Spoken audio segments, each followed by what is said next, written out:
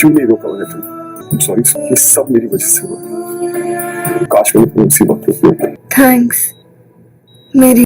खतरे में प्रार्थना की जान, घर छोड़ते ही हुआ प्रार्थना के साथ भयानक हादसा, शिवांश का हुआ बुरा हाल। कुमकुम भाग्य का आने वाला ट्रैक होने वाला है धमाकेदार।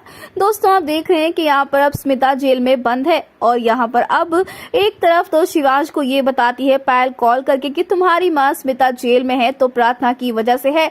तो वहीं पर जब प्रार्थना घर लौट कर आती है तो भाई शिवांश उसे इतना बुरा भला कहता है और कहता है कि तुम पता नहीं मेरी जिंदगी में कैसे आ गई, तुम्हारी हिम्मत कैसे हुई स्मिता को जेल पहुंचाने की, एक बार मुझसे पूछ तो लेती, वो मेरी दुश्मन है। जिसके बाद अब यहाँ पर जो बुआ माँ होती है ना, वो बहुत ही गंदा खेल खेलती है। भाई वो तो चाहती ही नहीं कि प्रार्थना इस घर में रहे और इसीलिए वो इतना ज्यादा भड़काती है प्रार्थना को, इतना उल्टा सीधा कहती है शिवांश की तरफ से कि शिवांश तुम्हें बर्दाश्त कर रहा है, तुम इस घर में क्यों रह रही हो, वो तुम्हें बस एक सामान की तरह इस्तेमाल कर रहा है, किसी सामान की तरह तुम किसी कोने में पड़ी रहोगी, तुम्हारी यही जिंदगी होने वाली है, इस तरह तुम इस घर से चली जाओ, निकल जाओ इस घर से।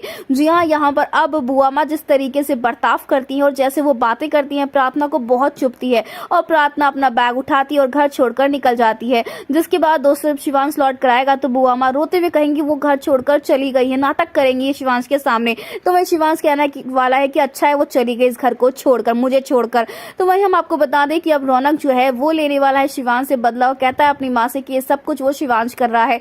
जहां प्रार्थना बीच सड़क पर बेचारी भटक रही होगी इतने आंधी तूफान में, तो वही उसे मिलेगी प्रिया सलूजा यानी कि प्रीता, जो उससे पूछने वाली है। लेकिन अब यहाँ पर प्रार्थना किसी की भी मदद नहीं लेगी। जी हाँ दोस्तों, होने वाला है प्रार्थना के साथ बहुत ही बड़ा हादसा जिसमें प्रार्थना की जान खतरे में पड़ने वाली है। तो वही अब शिवांश को एहसास होने वाला है कि उसने कितना गलत किया। दरअसल यहाँ पर अब करण जो है वो शिवांश को डांटने वाला, कहने वाला है कि कैसा पति है तूने प्रार्थना के साथ जबरदस्ती शादी करी और तब अब जब उसे जरूरत है तेरी तो तू उसे छोड़ दिया है, ऐसी घटिया हरकत कर रहा है। जहां पर अब प्रार्थना जो है वो बेहोश होगी, उसकी हालत काफी क्रिटिकल होगी। तो वही अब शिवांश जो है खुद से ही लड़ने वाला है और झगड़ने वाला, कहने वाला है कि मैंने तुम्हें क्यों नहीं रोका, मुझे माफ कर दो प्रार्थना।